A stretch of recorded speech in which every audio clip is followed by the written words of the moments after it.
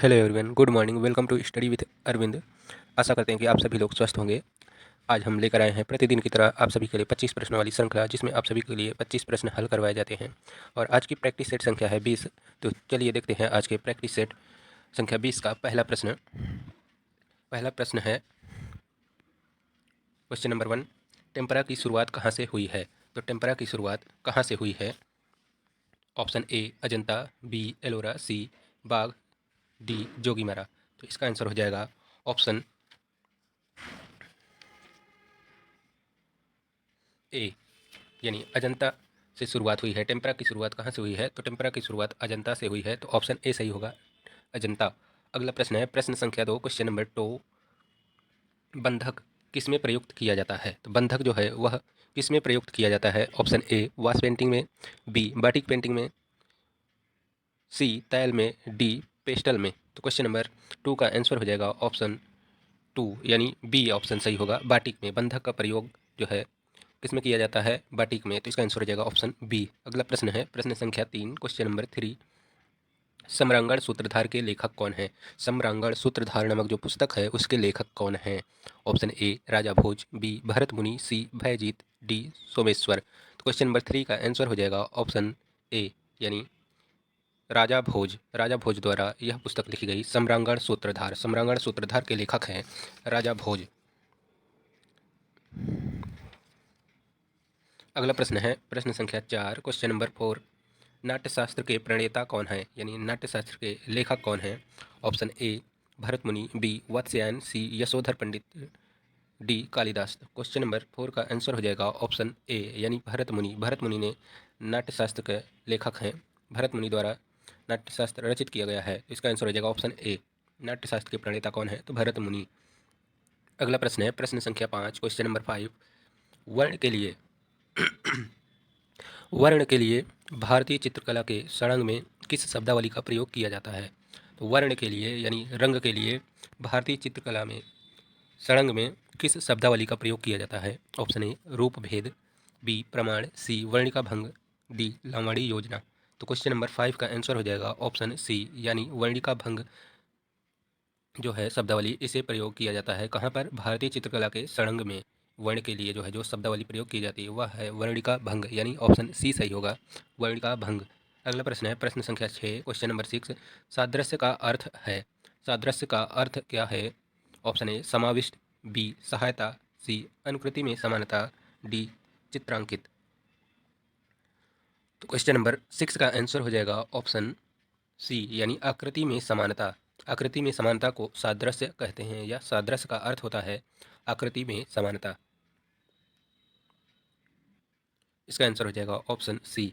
अगला प्रश्न है प्रश्न संख्या 7, क्वेश्चन नंबर 7। अरस्तु के अनुसार कला क्या है? तो अरस्तु के अनुसार कला क्या है? ऑप्शन ए अनुकृति, बी प्रकृति, सी अभिव्यक्ति, डी अनुकृत। तो अरस्तु के अनुसार कला क्या है? इसका आप सभी लोगों ने पढ़ा ही होगा कि अरस्तु ने क्या बोला है कला के बारे में। कला जो है अनुकृति है। तो इसका आंसर हो जाएगा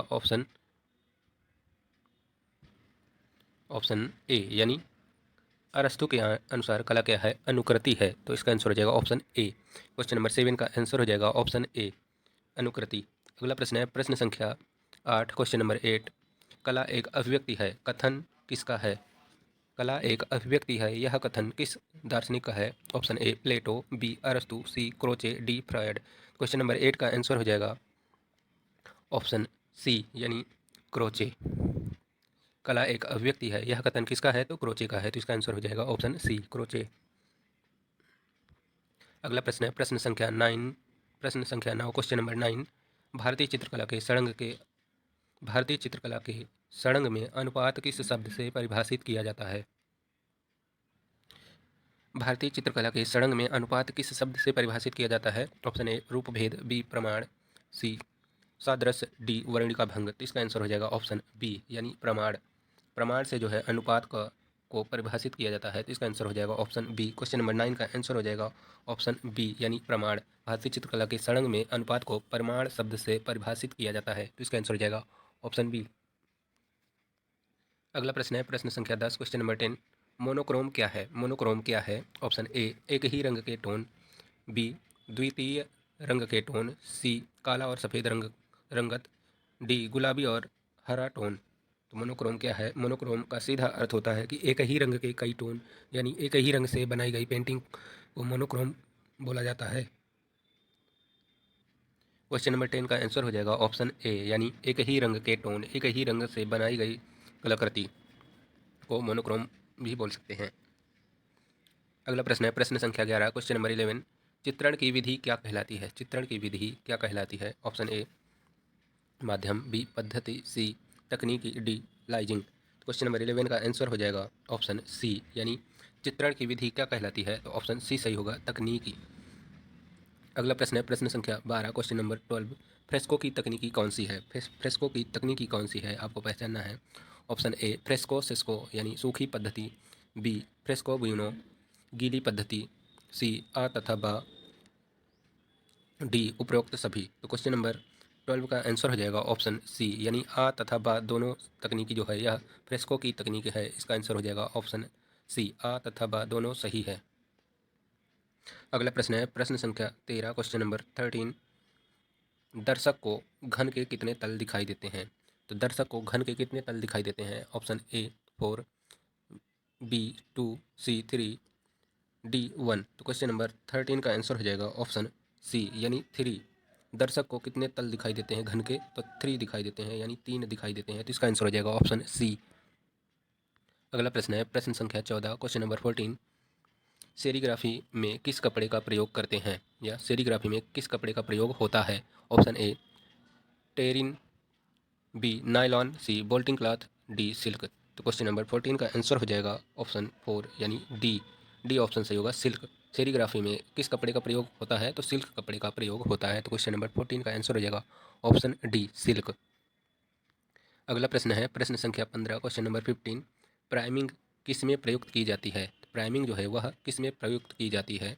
ऑप्शन ए सेरीग्राफी, बी वाष्प चित्रण, सी तैल चित्रण, डी ऑलियोग्राफ। तो क्वेश्चन नंबर 15 का आंसर हो जाएगा यानी ऑप्शन सी, साइजिंग और प्राइमिंग। यह दो चीज़ होती हैं, दो तकनीकी होती हैं। इसे जो है ऑयल चित्रण यानी तैल चित्रण में ही प्रयुक्त की जाती है, प्रयोग किया जाता है साइजिंग और प्राइमिंग। तो इसका आंसर हो जाएगा ऑप्शन सी। अगला प्रश्न है प्रश्न संख्या 16, क्वेश्चन नंबर 16, फिक्सेटिव। फिक्सेटिव किस में प्रयुक्त होता है? फिक्सेटिव जो है वह किस में प्रयुक्त होता है? ऑप्शन ए तैल चित्रण में, बी पेस्टल में, सी वाश में, डी स्केचिंग में। तो इसका आंसर हो जाएगा सीधा सा फिक्सेटिव, यानी फिक्स करना हो तो किस चीज़ को फिक्स करते हैं, कौन से कलर को? तो पेस्टल कलर को। पेस्टल कलर में जो है फिक्सेटिव का प्रयोग किया जाता है। तो इसका आंसर हो जाएगा सीधा सा फिक्सेटिव को प्रयोग करते हैं पेस्टल के लिए, यानी पेस्टल में। तो ऑप्शन बी सही होगा, पेस्टल में। अगला प्रश्न है प्रश्न संख्या 17, क्वेश्चन नंबर 17, हीटर तथा स्टोव किस में प्रयुक्त होता है? तो हीटर तथा स्टोव किस में प्रयोग किया जाता है?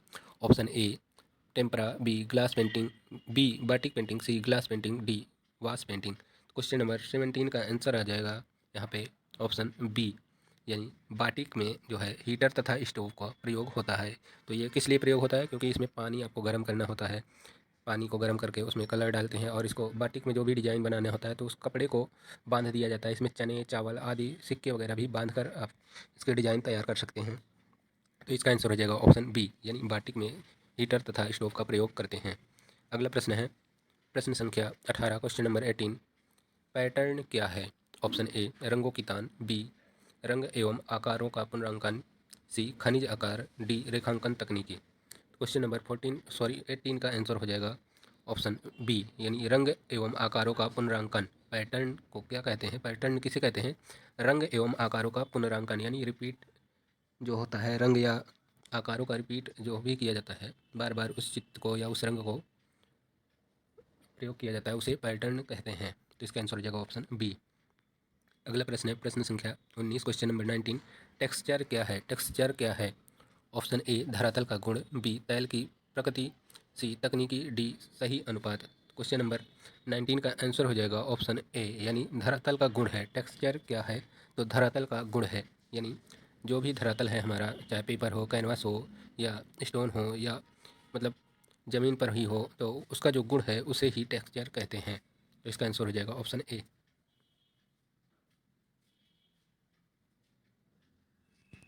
टेक्सचर क्या है, तो धरातल का गुण है, तो ऑप्शन ए सही होगा। अगला प्रश्न है प्रश्न संख्या 20, क्वेश्चन नंबर 20। चारकोल किस लकड़ी से बनता है? चारकोल जो है वह किस लकड़ी से बनता है? ऑप्शन ए सागौन, बी अंगूर, सी चीड़, डी आम। चारकोल जो है वह किस लकड़ी से बनता है? तो इसका आंसर हो जाएगा ऑप्शन ए। तो इसका आंसर हो जाएगा ऑप्शन ए।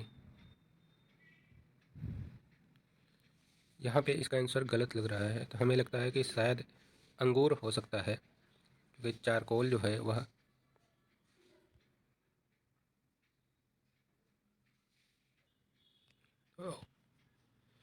क्वेश्चन नंबर 20 का आंसर होगा ऑप्शन ए। यहाँ पे सागौन होगा, साग नहीं, यहाँ पे सागौन यानी सागौन होगा। तो ऑप्शन ए यहाँ पे आंसर माना गया है, तो इसका आंसर हो जाएगा ऑप्शन ए। क्वेश्चन नंबर 20 का आंसर हो जाएगा ऑप्शन ए, यानी चारकोल किस लकड़ी का बनता है। तो यहाँ पे अगर बबूल भी होता तो वो भी आंसर सही होता, क्योंकि मोस्टली कई जगह हमने देखा कि बबूल को भी आंसर माना गया है इस क्वेश्चन का।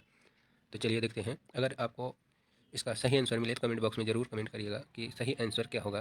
बाकी यहाँ पे जो क्वेश्चन हम हल करवा रहे हैं यह पिछली परीक्षाओं में आ चुके हैं, तो इसका आंसर ए ही माना गया है, सागौन। तो इसका आंसर हो जाएगा ऑप्शन ए। अगला प्रश्न है प्रश्न संख्या 21, 21, क्वेश्चन नंबर 21।